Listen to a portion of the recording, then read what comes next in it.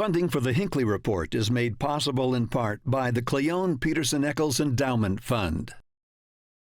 Tonight, on the Hinckley Report, Utahns react to the historic indictment of a former president. Recent polling reveals which elected officials wield the most power in our state, among other surprising findings. And a high-profile visitor may offer a preview of the 2024 election.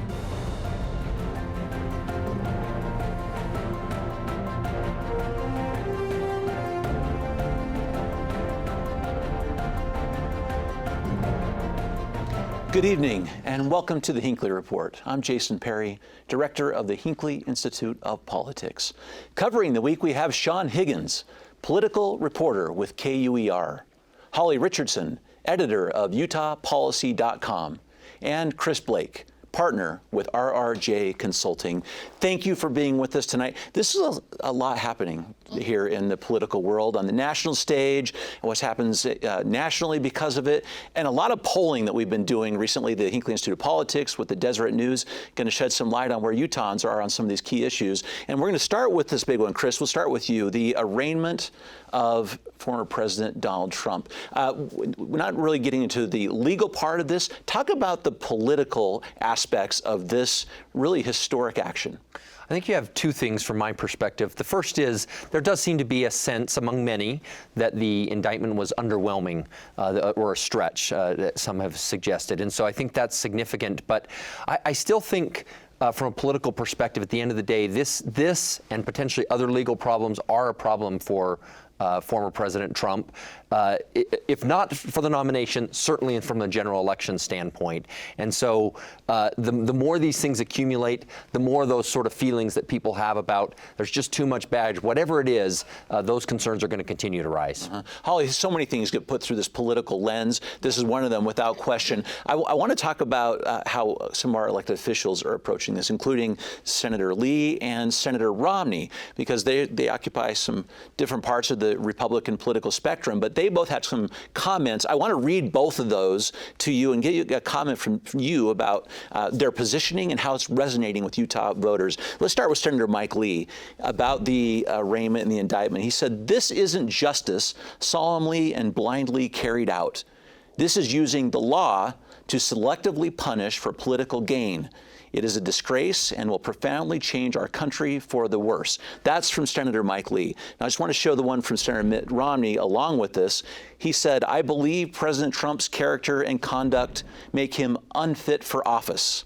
Even so, I believe the New York prosecutor has stretched to reach felony criminal charges in order to fit a political agenda." Put those two together for us and what that means as far as Utahns are concerned.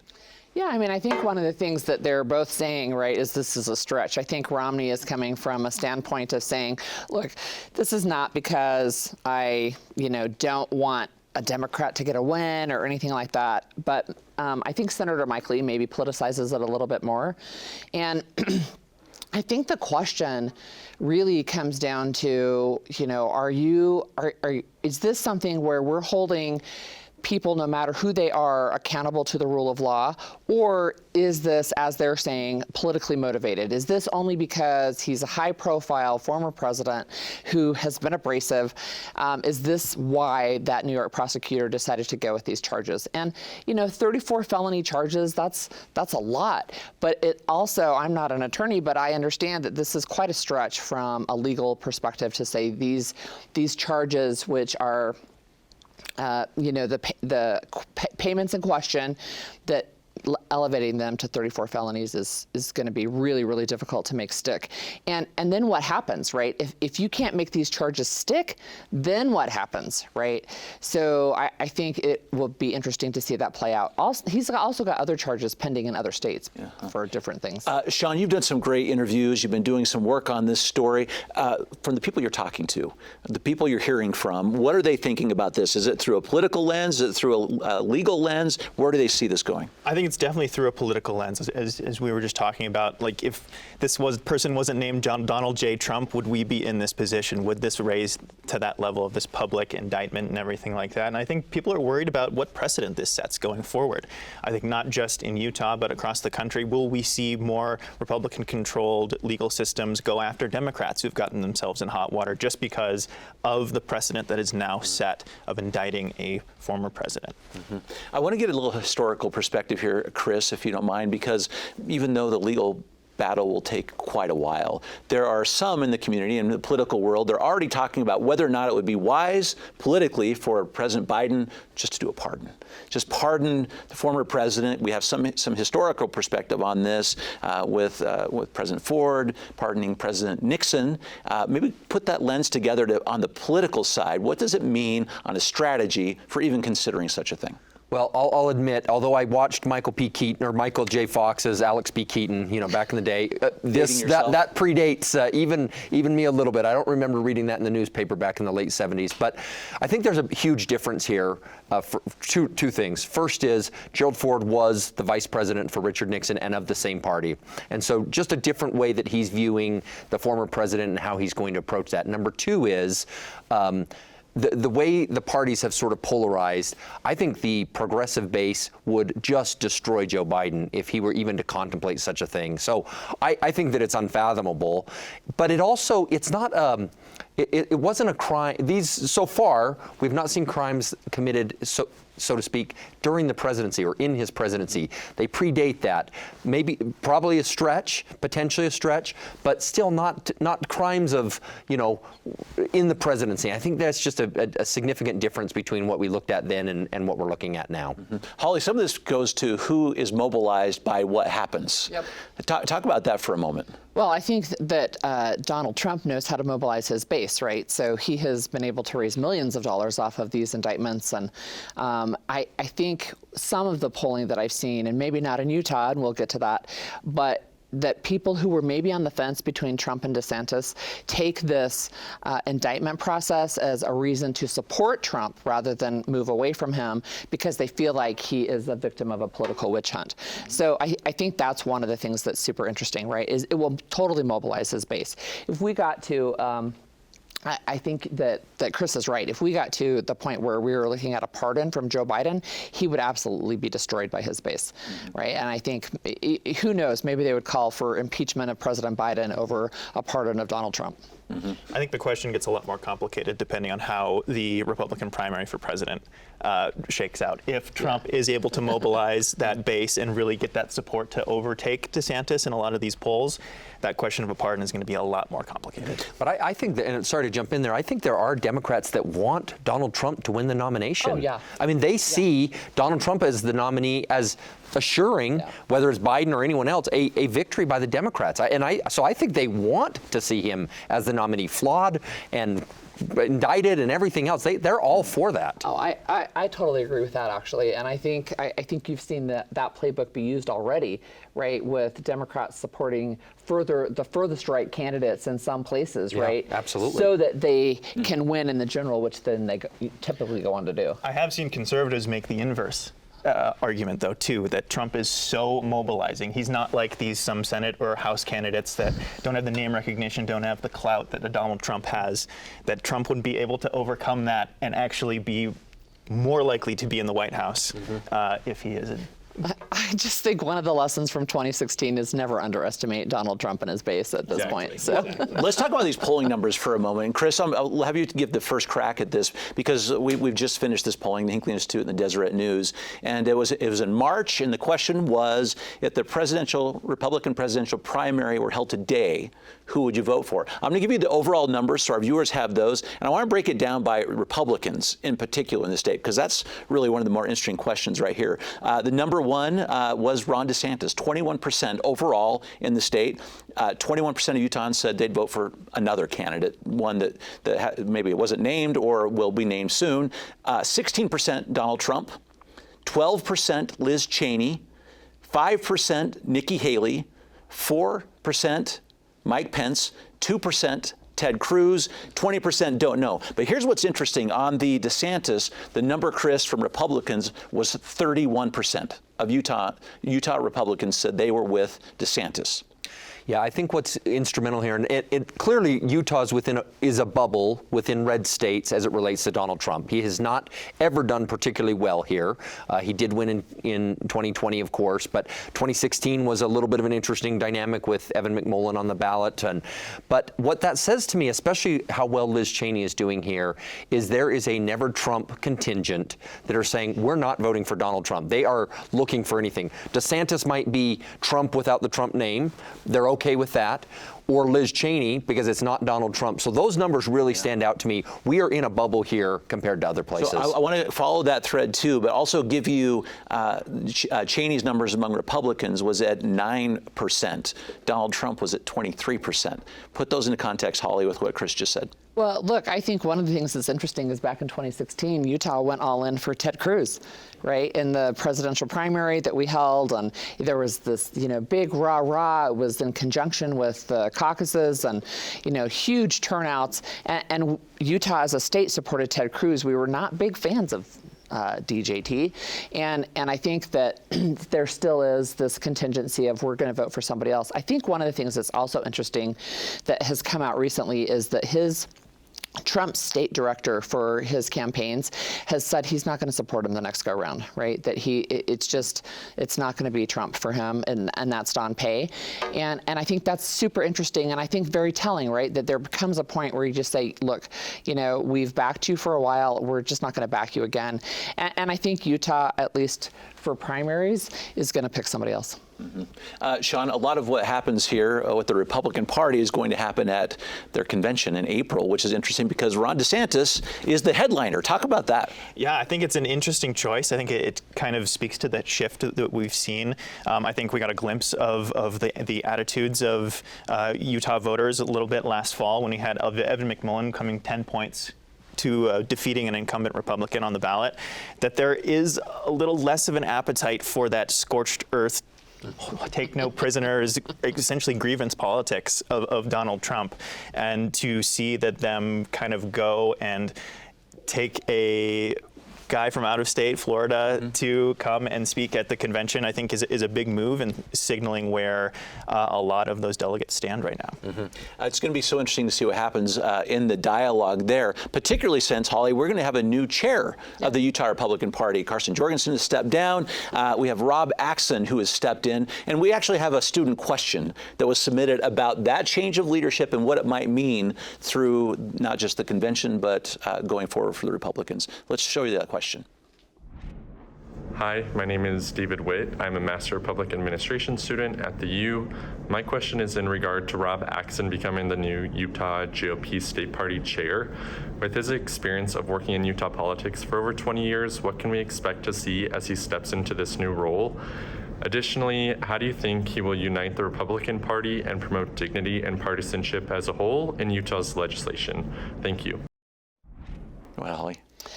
I think Rob Axson is, I think, it's interesting. He's the only candidate now, and so he will become the chair. But Rob has had kind of a long history of not only working in Utah politics, but he's the most recent state director for Senator Mike Lee. So he has worked with, for example, Derek Brown, who was a previous chair. And one of the things that Derek has done and that I think Rob will continue is to say, look, we're not going to do these litmus tests of are you a pure enough Republican or not. Go back to the idea that the Republican Party is a big tent party. And that means if you want to come in and you're supporting Mitt Romney, great. If you want to come into our party and you're supporting Mike Lee, great. We have room for all kinds of Republicans. At least that's my hope for what we see moving forward with Rob Axson. I've tried to talk Rob out of this. I ran the state Republican Party back in the early 2000s, and Joe Cannon, who was the chair at the time, used to say that there are 3 parties in the state of Utah, and I'm the chair of 2 of them. And so it talks about that sort of this big party and having 2 dynamics, right? I don't know whether you want to call it a business or moderate wing. I don't know if that's the right word, but certainly a more conservative component as well. And with that Trump component, maybe there's 2 or 3 parties now within that tent. But it's a difficult, challenging job. job.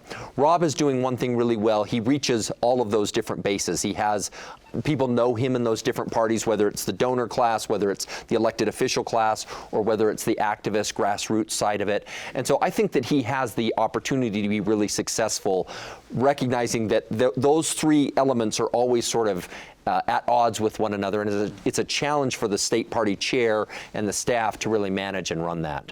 Yeah, I think it's a huge job. You have people talk about politics as herding cats. There are a lot of cats in the Utah Republican Party, all moving in different directions, it seems.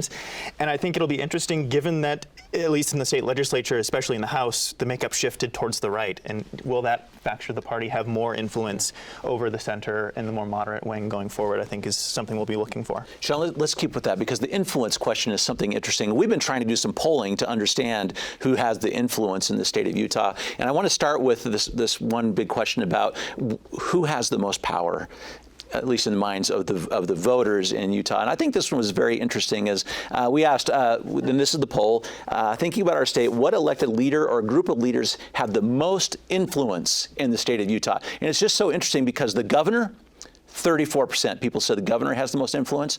Legislative leaders, also 34%. What do you make of that? It's incredibly fascinating. I think regardless of your thoughts on supermajorities, they are efficient. 575 bills is an impressive accomplishment, and getting all of that done in only 45 days speaks to the power of the legislature, and being able to do that without any vetoes, at least any vetoes yet, from Governor Cox, partly because when the Republicans stay together, Governor Cox cannot veto. So I think it's fascinating to see that people have the legislature as an entire body on that same plane as the governor, because the governor is the face of the state to the rest of the country and the world. And to people in Utah, thinking that the House and Senate are on that same level is really interesting. Okay, Holly, given your perspective on Look, I was part of the House for a little bit, and one of the things that I felt like when I was there in that role was that we were a rowdy bunch. And I don't think that has changed, right? So it's like, you're not the boss of me. Like, we have a working relationship with the governor, but you are not the boss of me. And I think that still exists, right? So there are definitely times where the governor says, look, these are my priorities. Here's my budget proposal. This is what I'd like to see happen. And sometimes the legislature says, yeah, we're on board. And sometimes they say, no, we're not. We're not going to do that. And I think that it's interesting that we do have that equal balance. It would be interesting. Do you have poll numbers on how we see judiciary, right? Because you've got a third who think the legislature is the most powerful and influential. You've got a third who think that the governor is, and then who else? Yeah. Who else is influential? So Chris, is this the right equilibrium to find in your experience, that they're equal, or because it's not always been the case? Yeah, certainly. And I think this speaks to a couple of things. One is you have leaders that are working well together, but the press and the public tend to focus on these sort of big battles between legislative and governor. So there is no question we have a strong legislature that is willing and interested in exerting its power and influence. But at the same time, there's a lot of parts of governing within the executive branch that I think are just a little bit less glamorous, and they often get overlooked. And so, the governor has a sphere of influence that's incredibly important, but I just applaud the leaders in terms of working well, working constructively, and recognizing that having a balance of power between those different branches is important, is valuable, is good for the state. And I think we're going to see the state likes that. They're favorable how they're acting not only with one another, but in terms of the policy they're enacting. Sean, one more question on this one, because it's interesting how these break down by party. I just want to give you where the Democrats, because it's not even with the Democrats. The Democrats give 43% to the governor, 36% to the legislature. I think that is really interesting, too, because Governor Cox has seen his hands tied a little bit with some of the actions of the legislature, particularly in the issue of transgender rights over the last couple of years. If there was not a supermajority, I'm not convinced we wouldn't have seen a veto on this trans health care bill. That's just my personal opinion, if I dare put it out there as a journalist. But I think the party makeup is really interesting in that, as someone who is reporting on these people and is kind of having these conversations, the legislature has a lot of power. Yeah, they do have a lot of power. And Holly, since you were in the legislature, I'm going to give the next question that we asked, which is, do you approve or disapprove of the performance of our state legislature. And we asked at the beginning of the session, and we asked the same question at the end. The approval at the beginning was 51% approval. This is all Utahns, and 53% at the end. It went up slightly, within the margin of error, but went up slightly. Interesting, right? So I think some of it is, like you've already said, Chris, and that you've said as well, a lot of the work that happens with the legislature is really like, it's not glamorous, right? It doesn't make a lot of headlines. We've talked about bills before when we've been here for the legislative session, and some of the things that pass do get a lot of headlines, but most of the bills are bipartisan. Most of the bills are worked on together. A lot of them are worked on during the interim session where people can get all the parties together.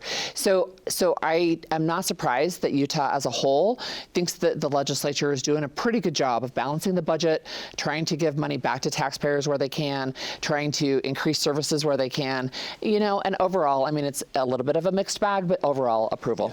The legislature should be ecstatic with those numbers, and I assume they are. So 53, you would say, is like... I would be enormously happy. It's so difficult as a body. We're talking about a group of legislators, right? We're not talking about individual persons. It's so difficult to wrangle that and manage that. But the thing, and Sean made this point, they had a more conservative session. And so does that reflect where Utahns are? Yes, they balanced vouchers or the scholarship with increased teacher pay. They balance removing the earmark with taking sales tax off food. But, I mean, assuming those things continue forward and pass, I think that the legislature should be really happy. We're in a sweet spot. Obviously, those are all voters. I'm sure the Republican numbers are even higher. They should be pretty happy of how the public views the job they're doing. So back to you on this, Sean, as you talk with people, because we did break out these numbers. As you can see, I love the crosstabs of the polls. Among the GOP, the Republicans, 66% approval. And just to kind of show where this equilibrium finds itself, the Democrats were 66% disapproval. We've got the same number yet again on both sides.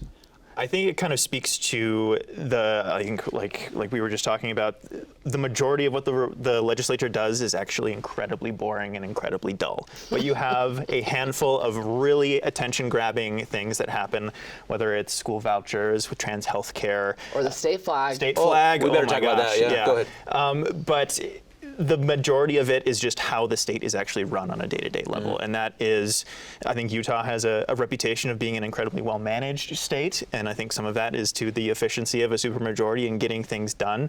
But I think the discrepancy in the party largely has to do with this handful of hot topic messaging, more message type bills that we've seen. And yet, despite some of these issues this year, whether it was the way they managed it, I've argued this is a consequential legislative session, but regardless, there doesn't seem to be the drama that there sometimes is coming out of the session over a particular issue or the way they did, voted on a particular issue. And so I think this also speaks to the leaders worked well together, not only executive to legislative, but within the legislative branch, and that speaks to the leadership that's there, the way that they're operating and managing the session. I think those numbers speak to that people are happy with the way they're managing it, their tone, and the focus that they're putting on the issues. There is an issue that you brought up, Holly, that does continue, because we are going to have a big announcement of one way or the other this next week. This next Wednesday is on the state flag, on this referendum. They have, the signature gatherers have until April 12th to get about 134,000 signatures. A little short at present. Yes, a little short. I think the last count was about 6,000 signatures that they had. So I think, look, one of the issues that people really got passionate about, which surprised me, still surprises me, is the state flag, right? And the change. I think many Utahns don't care. I think if you really push them, they're like, the new one is fine, like it's great with me. I think it's interesting that more people are flying the state flag now than used to. So that maybe is a nice side effect, right? But I think it's really going to be a heavy lift to get from 6,000 signatures to 134,000. Yeah, it's going to be a lot. But I want to talk about where Utahns are, because you brought up a great point, Sean, because we did ask, are people flying the flag, and are they interested in what happened? And we asked whether or not Utahns supported the new state flag. We had 48% support, 35% oppose, 17% don't know. But what's interesting about that particular poll is breaking those down is the conservatives were less supportive of the new flag. The more liberal side of the spectrum, much more supportive of the flag. Opposed on the conservative side, supportive on the liberal side. Yeah, I think going back to the debate that was happening during the legislative session, this caught us all off guard, I think. I think we all thought this was going to be just something that would be a footnote at the end of the session. Oh, Utah has this cool new flag. And the debate that happened over it, at least from lawmakers, the reasons why you opposed it were kind of all over the map. You had people making the heritage argument, and then you had people making the argument of like, why are we spending time and resources doing this? Who really cares? And this is why I'm voting against it. I think the argument that the new flag is woke is a little bit of a stretch. I think Senator McKay would have a thing or two to say about that. But it's fascinating how this issue in particular latched on so tightly to so many people, and it does not seem to be working out in their favor. In our last minute, Chris, on this, we asked if people do fly a flag of any kind in their home, and 35% of Utahns said they do frequently, 24% infrequently. But on the state flag, only 3% of Utahns said they fly the state flag ever. Yeah, and I think this, going to what Holly was talking about there, I've already seen the state flag flying more than I ever saw the previous state flag. So I think that's interesting. And part of this is talk about what do we represent as a state, right? Senator McKay made the point, as you go to Disneyland, you see people in their U gear or, their BYU gear, and that's how they represent the state. Are we going to see a shift in that way? And I think that symbol with the beehive in the middle, it has the potential to be a really powerful symbol that we can share with the rest of the state. It talks to what we care about as Utah, what we value. It shares that heritage of what we value in the state and have for a long time. I just think it's a great step, and hope that we can move on and start looking towards that new flag here shortly. Thank you. This is going to have to be the last comment today. We'll watch this one next week on those signatures. Thank you for being with us. And thank you for watching the Hinckley Report. The show is also available as a podcast on pbsutah.org/Hinckley Report or wherever you get your podcasts. Thank you for being with us. We'll see you next week.